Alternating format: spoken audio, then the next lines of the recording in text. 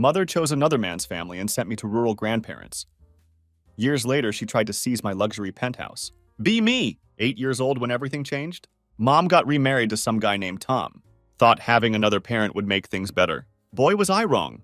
Tom wasn't coming alone. Had a son named Charlie.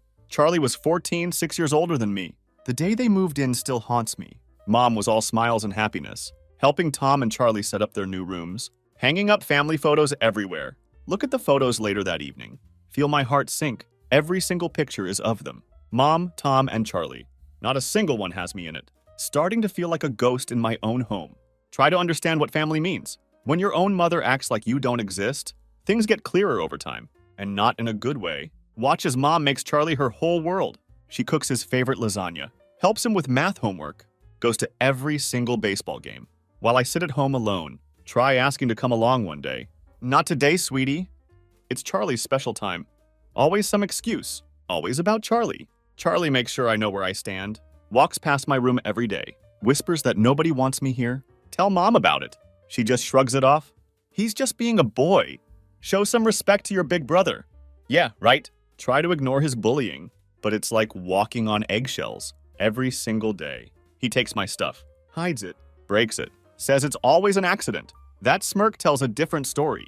Remember my favorite dollhouse, gift from my real dad? Before he disappeared from our lives, Charlie destroyed it completely. Found me trying to glue pieces back together. Just stood there watching. That stupid grin on his face. Show Mom the broken dollhouse, hoping she'll finally see, finally do something. She just sighs. Maybe you shouldn't leave your things lying around. Like it's somehow my fault. Speaking of Dad, Mom had this weird obsession about him. Always talked about him like he was some monster. Yeah, he wasn't perfect. No, he had drinking problems. No, he cheated on her. But to her, he was like the ultimate villain. And somehow I got blamed for everything he did. Remember being 10 years old, fighting with Charlie about the TV. He was hogging it like always. Mom walks in. Gives me this ice-cold stare. You're acting just like your father. Those words hit hard. Not like I chose to look like him. But every time she looked at me, she saw him instead. Nothing else. Try my best to be perfect. Get straight A's in school. Keep my room spotless. Help with dishes and laundry. Doesn't matter what I do. She always finds a way to compare me to him. Never in a good way. The more I think about it, the more obvious it becomes. Mom only had energy for Charlie. Come home from school one day. House smells amazing. Fresh chocolate chip cookies in the kitchen. Find Charlie there, eating an entire batch. Mom made them just for him. Ask if I can have just one. These are for Charlie. He needs energy for baseball practice. Not even allowed a single cookie. Watch him eat them all. While standing there hungry, it gets worse. Tom and Mom start taking Charlie everywhere. Amusement parks, movie theaters, even weekend trips to Beach Haven. Stand in the doorway. Watch them pack the car. Ask if I can come too. Get that fake smile from Mom. Maybe next time, sweetie. But next time never comes. Spend countless weekends alone, feeling like a ghost. In my own house, like I'm just background decoration. In someone else's perfect family photo, only escape is grandparents. Dad's parents, only ones who make me feel real. Pick me up some weekends. Take me to their house in Pine Grove. Let me bake whatever I want. Actually get to eat the cookies I make. Feel like a normal kid there. Tell them everything. About Charlie pushing me around.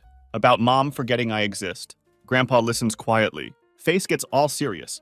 You're nothing like your father. You're your own person.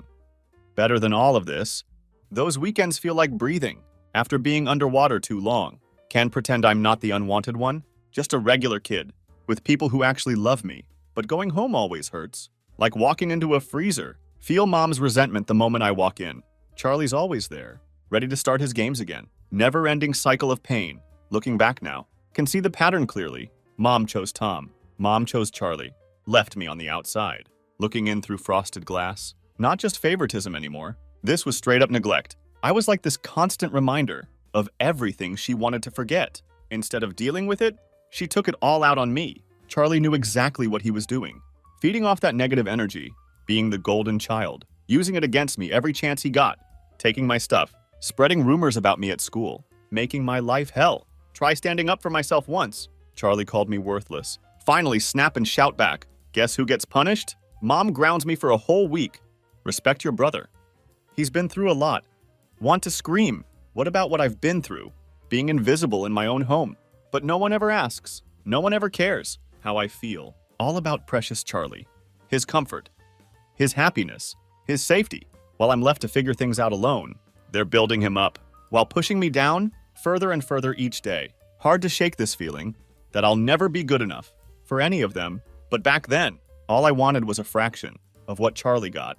Just a tiny bit of love, a moment of attention.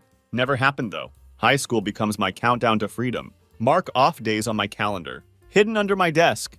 Each X brings me closer to graduation, to escape. Only thing keeping me sane, thought of getting out, starting fresh, somewhere far from this mess, away from all of them. Wouldn't have made it without my grandparents. They become my lifeline. When senior year hits, they make everything clear. Sitting at their kitchen table one day, stressing about college, about my future, not like mom ever talked about it. Meanwhile, Charlie gets everything. New Mustang for his birthday, full college tuition, whatever he wants. Grandpa looks at me, that serious look in his eyes. We're going to help you, kid. You deserve a shot at a good life. Just like that, they offer to pay for my entire college education. Can't believe it at first. Feel this huge weight lifting. Mom never even mentioned college plans, but my grandparents, they had my back. No questions asked, no strings attached. Get accepted to Riverside University. No looking back now. Move in with grandparents right away. First time in my life, feel this overwhelming sense of relief. No more walking on eggshells, no more hiding in my room. Grandparents' house isn't fancy. Small brick house on Maple Street, but it feels different. Feels like actual home. First time in forever. Feel safe somewhere. Living with them changes everything. They actually ask about my day, cook meals together, show real interest in my life. Not just pretending to care. Actually want to know how I'm doing. Finally, feel seen for who I actually am, not just some reminder of past mistakes or someone they have to deal with. Throw myself into college. Want to make grandparents proud. Meanwhile, mom barely calls. Only hear from her when she needs something or wants to brag about Charlie. Charlie got into this amazing business program. Charlie's doing so well. You should take notes. Always rubbing it in that he's the successful one. Still stings, but getting better at not caring. Learn to pretend it doesn't hurt. When she calls just to brag, Tom's no different. Shows up at family gatherings, the few I actually go to. Goes on and on about Charlie. Charlie did this. Charlie did that. Never once asks about me, or my studies, or my life. Like I'm just this extra person they had to put up with until I was gone. Well, guess what? I am gone, and it feels amazing. Weird thing is, though, damage doesn't just disappear. Still catch myself wondering sometimes if mom ever thinks about me, if she'll ever just call to ask if I'm okay. She doesn't. Most of the time, it's radio silence. When she does reach out, feels like she's checking boxes, not actually caring. Keep myself busy. Focus on classes. Get a part-time job at local bookstore. Join photography club. Make new friends. Finally building my own life. On my own terms. But every time phone lights up with mom's name, get this knot in my stomach. Like waiting for bad news. She usually just wants quick updates. Always sounds so distant. Like talking to a stranger. Not your mother. Second year of college. Get this random call from mom. Middle of the afternoon. Weird because she never calls. Unless she wants something. Heart starts racing. Almost don't answer. Finally pick up. Most awkward conversation ever. She tries small talk. Asking about classes, about my friends. Sounds so forced. Like she's reading from a script. Then she drops the real reason. For her surprise call, she needs money. Actually stunned for a moment. I'm just a broke college student. Barely covering my own expenses. Books and rent eating everything I earn. She doesn't give details. Just says Charlie messed up. Needs some help. Wants me to pitch in. Can't believe what I'm hearing. Mom asking her forgotten daughter, the one she ignored for years, to bail out precious Charlie. My blood starts boiling. Tell her straight up. Mom, I don't have money to spare. Can barely cover my own expenses. She goes quiet for a moment, then hits me with this massive sigh. One of those dramatic ones. Thought you'd be more responsible. Now that you're living on your own? Sit there completely speechless. Feel the anger building up. Years of not being enough, and now she's making me feel guilty for not helping her golden child when I can barely help myself. After that call, make a promise to myself. Focus on my own life. Stop trying to win her approval. Never going to happen anyway. Double down on studies. Keep working at the bookstore. Save every extra penny. The less I talk to her, the better I feel. Time passes. Things get better. I'm doing pretty well. Got a marketing internship lined up. Grandparents couldn't be prouder. Fast forward to graduation day. Standing there in my cap and gown. Grandparents in the front row. Cheering like crazy. Like I'm the only one graduating. But guess who doesn't show up? Mom, Tom, and Charlie. Not even a text. Should have expected it. Still hurts though. After ceremony, grandparents take me to Riverside Grill, my favorite restaurant. We celebrate properly. For a while, I forget about mom and her absence. Just feel proud of myself for making it through. Grandparents offer to let me stay while I get on my feet. So grateful for them, but want my own place eventually. Start working full-time as junior marketing manager at local tech company. Keep saving up. Grandparents support every step, making sure I have everything I need. Couldn't ask for better people.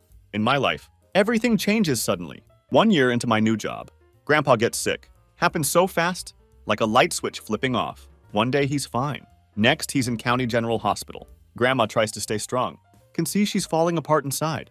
Try to be there for both of them as much as possible. Take time off work. Spend every evening at hospital.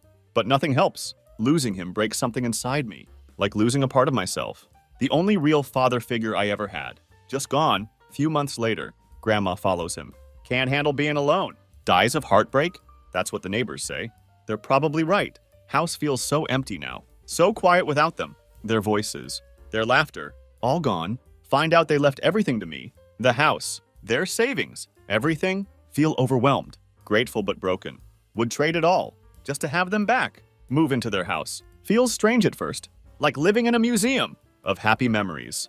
That just hurt now. Start making changes slowly. Paint the living room sage green. Their favorite color? Replace old carpet with hardwood. But keep Grandma's favorite armchair, the one by the window, where she used to read. Turn their old room into my home office. Keep some of their photos on the walls. Feels right somehow, like they're still watching over me. Living alone gives me time to figure out who I am, without family drama, without mom's shadow hanging over everything. Still keep minimal contact with mom, more out of obligation than actual desire. Each call feels forced, like talking to a stranger who happens to be related. Love the house, but sometimes late at night, can't help thinking about mom's lack of support. All these years, try to act like it doesn't hurt, but it does. Deep down, where no one can see. Set up a routine. Work from home mostly. Garden like Grandma used to. Join local book club. Make new friends. Real ones this time. Who actually care. Life feels stable finally. No drama. No family chaos. Just peace and quiet. My own space. My own rules. Should have known. It wouldn't last. Everything gets flipped upside down. Charlie pops back into my life. Out of nowhere. Get a message request on social media. Haven't heard from him in 2 years. Complete radio silence until now. See his name on screen. Makes my stomach turn. Stare at notification.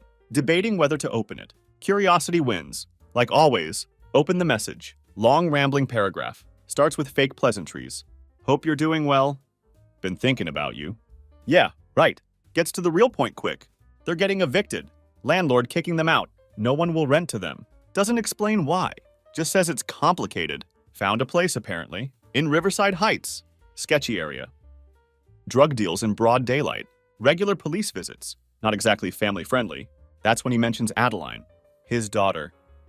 She's 5 years old. Says he can't move her there. Too dangerous. Needs to protect her. Then comes the big ask. Wants to stay with me. Just temporarily. Until we get back on our feet. Like we're some happy family.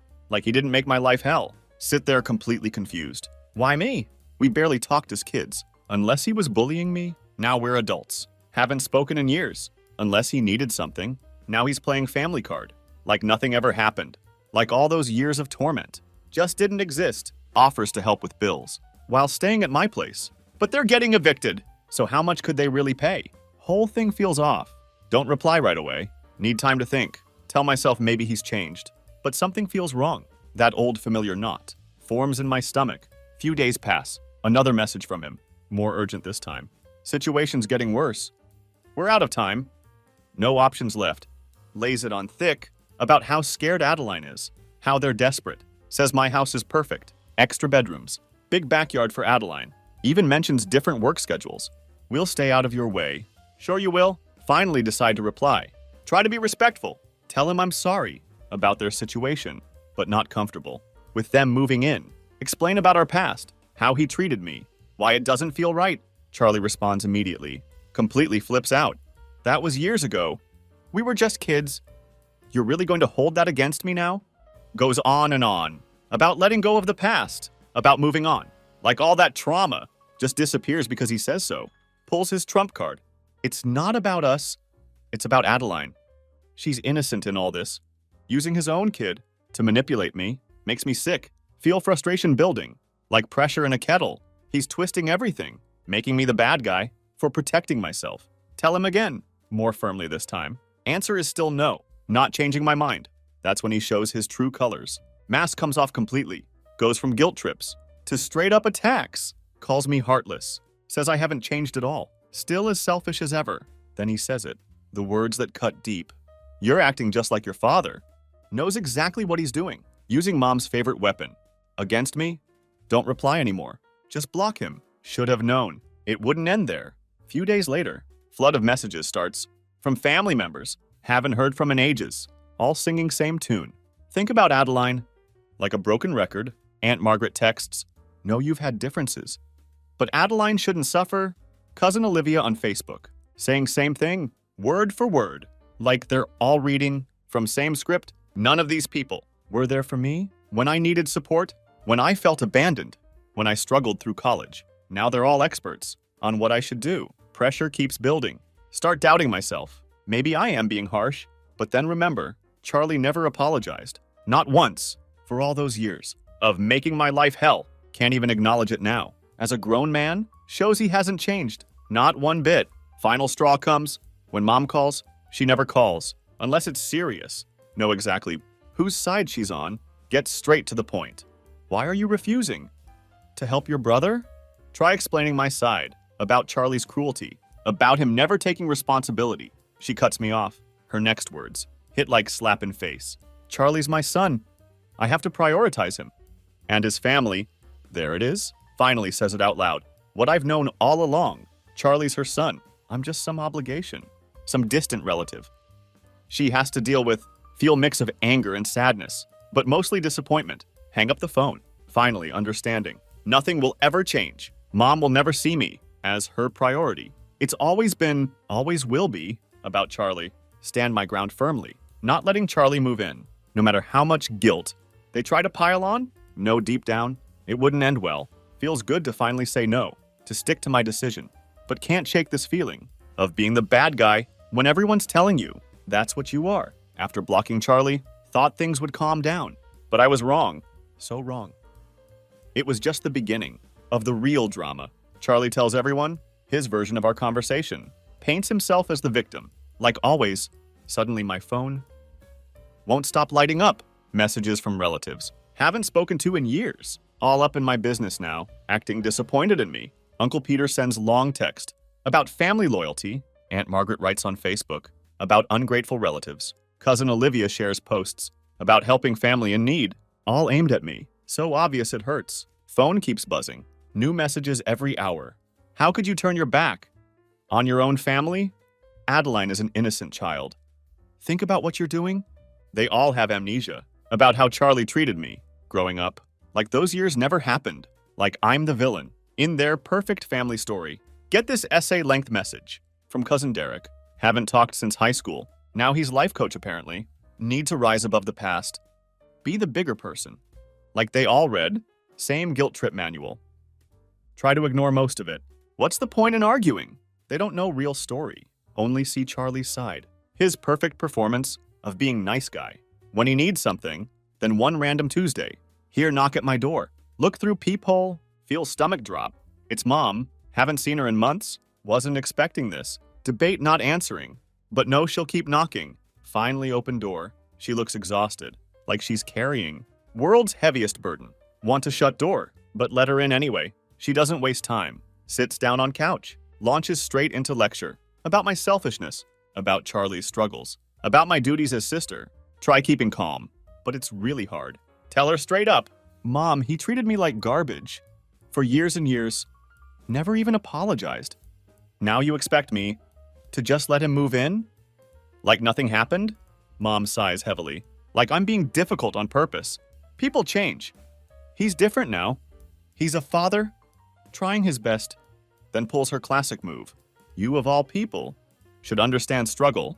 My hand starts shaking, trying not to snap. She knows I struggled. She watched it happen. Did nothing to help. Tell her straight up again. Charlie's never taken responsibility for anything he's done.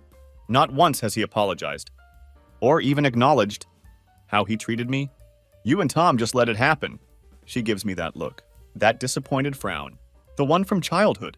You need to move on? Holding grudges won't help anyone. Especially not Adeline. Feel like hitting brick wall. Same story on repeat. They blame me for not letting go. But never tell Charlie to take responsibility. Ask her obvious question. Why can't Charlie stay with you and Tom? She gets all defensive. We don't have the space. Tom's health isn't good lately.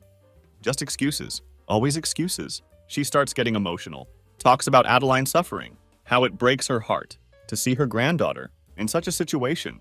Classic guilt trip move. Almost works for a second. Then remember all those times she ignored me when I needed her. All those times she sided with Charlie. Even when he was clearly wrong. Everything clicks into place. Stand up from couch. Look her in the eye. I'm sorry, but answer is still no. Not letting them move in? She stares at me. Like I'm some stranger. I expected better from you. Those words hurt. More than I thought they would. Used to her disappointment. But this hits different. Like punch to gut. Stay firm though. Tell her she needs to leave. She gets up slowly. Grabs her designer purse. The one Tom bought her. For their anniversary. Walks to door. As she's leaving. Mumbles under breath. About how ungrateful I am. Shut door behind her. Mix of anger and relief. Floods through me. Standing up to her. Feels good and terrible. At same time, like I did something wrong. By protecting myself. Next few days. Texts and messages. Keep coming. Getting worse, actually. Family members join forces. Like some anti-me campaign? Start posting on Facebook. Vague, dramatic posts. About family abandoning family. About pride destroying relationships. About forgetting your roots. Not hard to figure out. Who they're talking about. It's all aimed at me. So obvious it hurts. Aunt Louise calls. Hasn't spoken to me since grandparents' funeral. Leaves this long voicemail. About forgiveness. About forgetting. Family is all we've got? Goes on and on. About Charlie's struggles. How it's up to me to do the right thing. None of these people ever reached out to me when I was struggling. Not when I was alone as kid. Not when grandparents passed. Definitely not. During college years. Always about Charlie. Nothing's changed. Have to block some of them. Getting ridiculous now. Basically harassment. Won't take no for answer. Done explaining myself? Don't owe them anything. Know that deep down. Still messes with my head though. Hard not to feel guilty when everyone's screaming that you're the problem, that you're the bad guy, that you're destroying family. Then something unexpected happens. Random Wednesday afternoon at Morton's Market. Run into Kelly, old friend from high school. Haven't seen her in years. Start catching up. Between produce aisles, she asks about family. Tell her everything. Not really expecting much, but she surprises me. Kelly looks me dead in eyes. Good for you. You don't owe them anything. Especially after how they treated you. She remembers everything. All those times. She saw Charlie picking on me. Mom just standing there, doing nothing. You deserve your own life. Without their drama, first time someone else says it out loud. Feel huge weight lifting off my shoulders. Finally feel validated. Maybe I'm not the bad guy, after all. Stick to my decision, more firmly now. Not letting them bully me into caving. Charlie doesn't reach out again? Fine by me. Probably moved on. To next target, next person to manipulate, into giving what he wants. Mom's still mad. But I'm done. Done chasing her approval. Spent too many years trying to get it. Never enough anyway. Tough realization hits. Sometimes family isn't what you hope. It'll be, have to look out for myself now. Not going to be doormat. Just because we share DNA. Family should mean mutual support. Not taking advantage of someone's kindness. If standing up for myself means losing people who never valued me, maybe it's not much of a loss. After all the drama, things go weirdly quiet, almost unsettling. Few weeks of total silence. No calls, no texts, no guilt trip messages, no dramatic Facebook posts. Feel strangely calm, almost peaceful. Think maybe they've finally accepted my decision. Should have known better. This family never backs down that easily. Coming home from work one day, regular Thursday evening. Pull into my driveway. Notice unfamiliar car, parked on street. Take second look. Stomach drops. It's Charlie's silver Camry. Wasn't expecting visitors. Definitely didn't want to deal with him face to face. But there he is, leaning against his car, like he owns the place, like he has all the time in the world. Just waiting. Debate driving off. Pretending didn't see him. Feels like running away though. Take deep breath. Park my car. Get out slowly. Whole time bracing myself for whatever sob story he's going to try, but he just stands there, staring at me Like I'm some stranger. Super awkward silence. Finally, he speaks. We need to talk. Can tell he's trying to sound calm and collected. But there's this edge to his voice. Makes me uneasy. Cross my arms. If you're here to change my mind, it's not happening. He shakes his head. For a moment, think he might back down, but then launches into whole speech about how desperate things are. Says they're living in some motel now. Can't afford it much longer. Looks dead serious. Like expecting me to melt. Say, okay, fine. Come on in. Stand my ground? Tell him again. Not comfortable. With him moving in. Not changing my mind? His expression changes. Goes from sad and desperate to straight up angry. Really angry. Starts pacing back and forth. Hands clenching into fists. You don't get it. He snaps at me. We have nowhere else to go. You have this huge house. All to yourself. How can you be so selfish? Feel my face burning. Keep my voice steady, though. Charlie, this isn't about space. It's about what you did when we were kids. The fact you still refuse to take responsibility for it. Can't just walk in here. Expect everything to be fine. Think maybe he'll calm down. Realize I'm not budging. Instead, doubles down harder. You know what your problem is? He shoots back. You're stuck in the past. People grow up. They move on. But you're holding grudges. Like we're still kids? I've got a family to think about. You're acting like spoiled brat. Heart pounding in chest. Hands shaking with anger. Want to scream everything. I've held back for years. Know it won't solve anything. Look him dead in eye instead. This isn't about grudges. It's about protecting myself. You don't get to tell me how to feel. After everything you did, Charlie goes quiet for a split second. Think maybe that's it. Maybe he'll finally leave. Instead, he laughs. This bitter, mocking laugh makes my skin crawl. Fine. He spits out words. Want to act all high and mighty? Go ahead. Don't come crying to me. When you need help someday, family is supposed to be there. For each other. Storms off to his car. Slams door so hard, whole car shakes. Screeches away. Tires leaving marks. On the pavement. Stand in driveway. Mix of anger and relief. Washing over me. Part glad he's gone. Part furious he had nerve. To guilt trip me again. Like I'm the one wrong. For having boundaries. Next few days quiet again.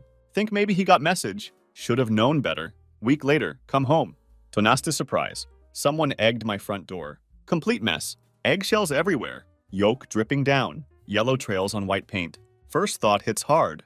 Had to be Charlie. Or one of his friends. Who else would do this? Wave of frustration hits. Can't escape his anger? Even when he's not here? Take pictures of damage. Clean up mess. Call police right away. File report. No, probably won't help. But want it documented? In case things get worse? After egging incident. Install security cameras. Not taking any chances. Get full system from Secure Home. 4 cameras total. 1 at front door. 1 at back. 2 covering sides. Want proof if anything happens again? Feel bit more secure now. But tension still hangs. Over everything? Keep checking phone. Expecting more drama. More guilt trips. Or another surprise visit. Get silence instead. Almost worse somehow. Like waiting for storm. You know is coming. Then out of nowhere, Mom calls again. Haven't spoken since last time she came over. Pretty sure what's coming. Another lecture. Consider ignoring it. Figure should hear her out. One last time. Maybe she finally gets it. Wrong again. Moment I answer. She jumps right in. I heard what happened with Charlie. You can't keep turning your back on family like this. Tell her about egging. Instead of being concerned, she brushes it off. Oh, don't be dramatic. Probably just some kids. Messing around. Can't believe it. She's defending him, even with proof of his behavior escalating. Mom, I know it was him. Who else would do this? Try keeping voice steady, but she just sighs. That heavy, disappointed sigh. You've made your choice. Hope you don't regret it.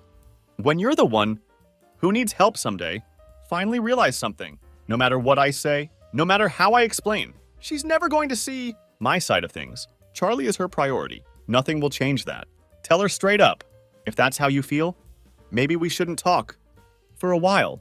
She doesn't even argue. Just says fine. Hangs up. Mix of emotions hits. Anger, sadness, but also strange relief. Finally accepted. Not getting support I hoped for from her or anyone. In that part of family.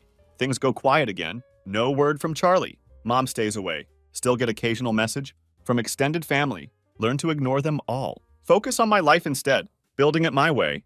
Without their approval. Without their validation, security cameras give peace of mind, making house feel more like safe space again, like my own fortress. Against their drama, coming to terms with fact that sometimes family isn't people you share blood with, it's people who care, who don't manipulate or guilt trip you into doing things you're not comfortable with. Hard truth to learn, but necessary one.